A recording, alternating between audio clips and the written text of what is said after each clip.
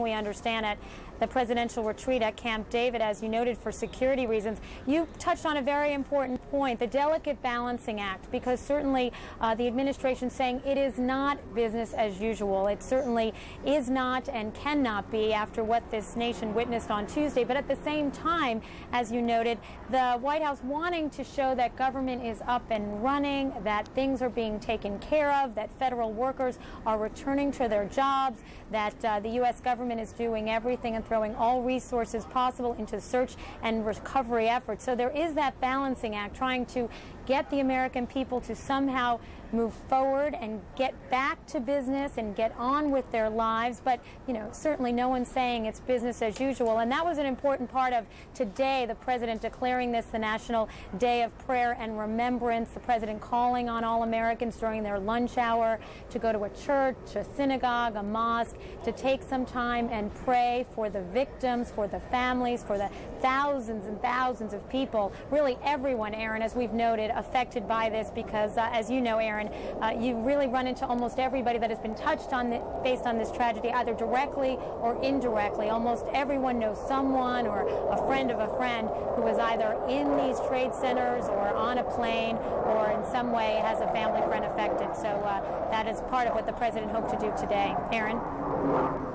Well, you're being pretty much drawn out by a plane going overhead. It can hardly be business as usual in the country when in the president's declaration of national emergency today it cites, quote, the continuing and immediate threat of further attacks on the United States. We have another pool report. David Gregory is the pool reporter traveling with the president, and he is filing for all of us to hear, and so we'll listen in to what he has to say with the president. This is David Gregory traveling with President Bush now in Lower Manhattan, where the president is now meeting with local search and rescue teams. He's alongside Governor Pataki and Mayor Giuliani as they shake some hands, meet fire commissioners and rescue crews. We are standing about 100 yards to the north of what used to be the North Tower of the World Trade Center, and I am literally footsteps away from a huge pile of rubble that was Building 7, which is now smoking and completely destroyed. This housed the Secret Service, and the president is just now getting his first look at what remains of the North and South Tower. The poignant moments are all around. The president raising his thumb to a group of firefighters in the distance who are still working to clear the debris from the North Tower. The president going along and shaking hands. I can see him mouth the words, "I appreciate you," as he goes down the line. Those men he's waving to, again, as I say, about 100 yards away. The smoke is very thick here, though the skies have cleared, and there is still the rumble of fighter jets overhead that also accompanied the president, some 3 of them, as he was touring the damage from the air. The president, Governor Pataki, and Mayor Giuliani, as well as a 37-member congressional delegation touring the damage from the air for about 10 minutes.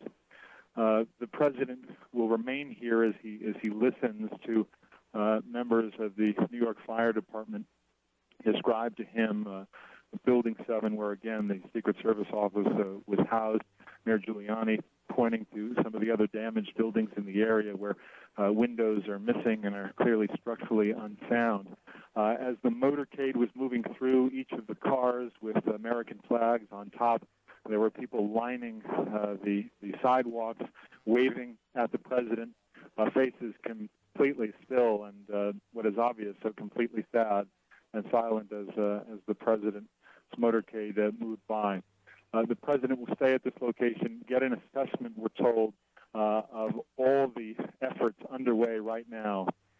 He will then move on to another location to assess the damage, and then we'll move on to meet some families and other rescue personnel one by one as he continues to take in the site, which is to those who have said that it is impossible to capture on television, it's certainly true, as the smoke is so thick down here, to see what are essentially phantoms, what used to be the World Trade Center. This is where the president is standing and looking up now and trying to take it all in. More as we continue. This is David Gregory reporting with the president. David Gregory is the pool reporter today. The pool rotates day to day, David, down there. And I gather, Kelly, you may be able to help me on this, but my guess is it's a very small, there are several different sized pools, I think, aren't there? And that's a very small one today. Very small one. Standard practice, though, is always to have one television correspondent and television crew with the president at all times, and that, of course, today it is David Gregory of NBC. I believe there will be certainly someone representing newspapers, the wire services, magazines, and radio. They're keeping it very, very tight, of course, for security reasons. You heard David, Aaron, mention the president sort of giving a thumbs up to firefighters, saying, appreciate you.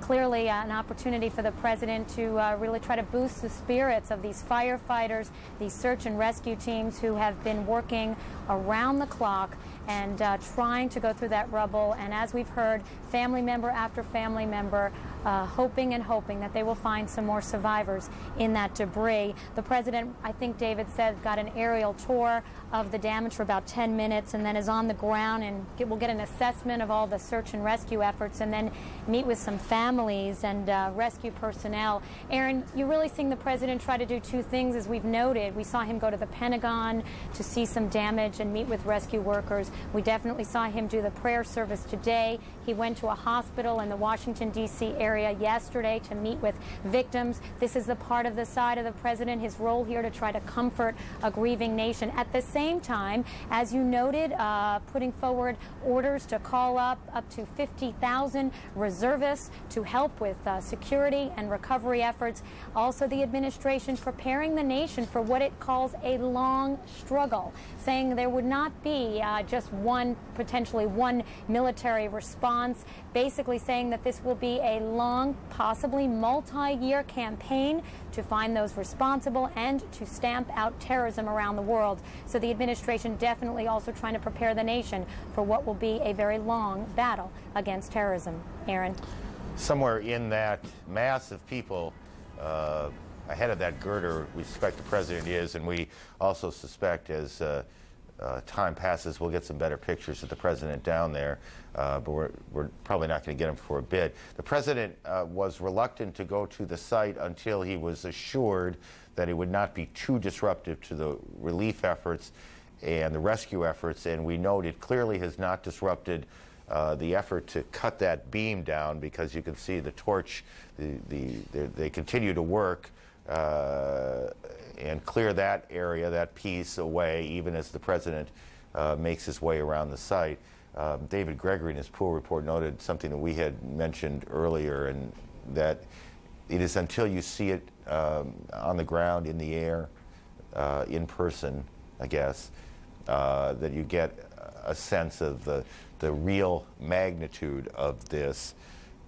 Martin Savage has seen much of it over the last couple of days. Marty? Well, I can empathize very well with the reporter that was giving us that pool report, and even the President of the United States. I've spent a lot of time around Ground Zero. Your first impressions, where every sense in your body feels, sees, smells, even tastes the disaster that took place there, is something that the television will never give to you. And it has an impact on you. It changes you, and it would be very interesting to hear the president's comments, having been there. There's so many times we have struggled, even as reporters, to try to give you words, to try to give you some verbal depiction to go along with the pictures, and you can't. And I think when the president's there, he sees that as well. And meantime, we watch these fighter jets continue to provide cover overhead as the president walks below. One of the things about this, Marty, it seems to us, is that in terms of describing what is left down there, the awful mess down there, the pictures, whatever the limitations of television, and certainly there are some, but whatever those limitations, the pictures themselves still speak volumes. The smoke still rising now on Friday, late Friday afternoon, speaks volumes. Judy? Yeah, Aaron, I'm watching the same pictures you are and wondering, maybe you or Marty can help me understand where the people are walking to tour. What is the relationship between that and where the the rubble is and where the human remains are. I'm trying to understand, how is it possible to get close enough to look at it without being physically on top of it? Well, Marty weigh in here too. Well, first of all, let me tell you that I'm at a disadvantage that I cannot see on a television monitor exactly what you are seeing. But one of the things to point out, the areas where they have always felt that the greatest chance for survival would be people that are now underground. No matter how they got there, whether it was in the form of the collapse or whether they had been underground at the time or near ground level and then collapsed into the ground. That's where they believe the chance of survivors are.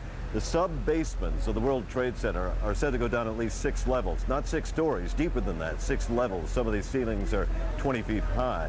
So it is quite possible that there is an area that is being cleared out and prepared because that's where they feel most likely the chances are of finding. But I can't tell you specifically where the president is walking. He would not be walking in an area, though, where they have an active search for a survivor going on.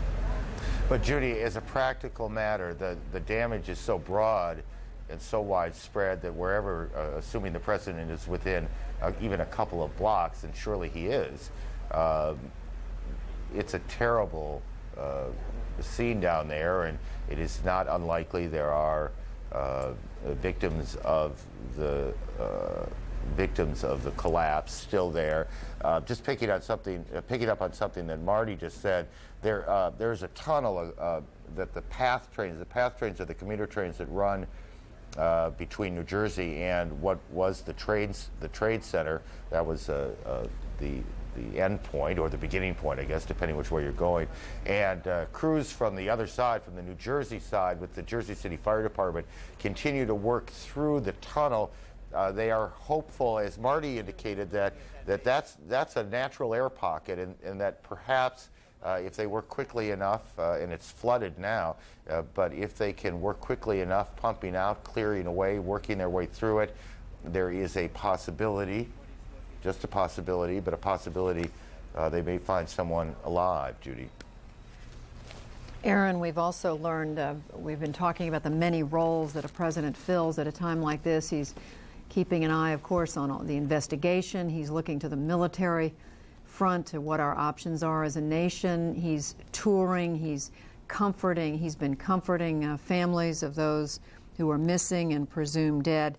We also have been told today that he has proclaimed that flags throughout the country will remain at half-staff through not just tomorrow, which I think had been the original plan, but through Saturday, September the 22nd, which extends this period of national observance, if not mourning, at least for one more week. And I will also tell you, I see that CNN correspondent Jean Meserve has reported in talking to Walmart and other stores that sell flags, that the sales of American flags have shot way up. Walmart reporting it sold 314,000 American flags just on Tuesday and Wednesday this week. In the previous 2 days, it had only sold 15,000. Kmart sold 200,000 flags. So the point we're making is that there is a burst of patriotism in this country. Yeah, it's pretty clear when we've been, and we haven't had obviously much time to be out and about, but when we've been out, we have certainly seen in New York signs of that. We saw an American flag in a restaurant the other night. Some firefighters came in and they were applauded and serenaded with the national anthem, or God Bless America. It is one of those moments too. The president is down touring in the area. This is tape of the president as he circled the area around the Trade Center. He's approaching the area of the Trade Center. This would be the pool footage that we're just now getting in, and this took place not all that long ago, like perhaps a half hour ago. We lose track of time a little bit these days. Coming into Manhattan, well, that looks to me like the southern tip of the island, so we're just kind of wheeling around, and I would guess there we go, as we zoom in, you see where it all once was. It's really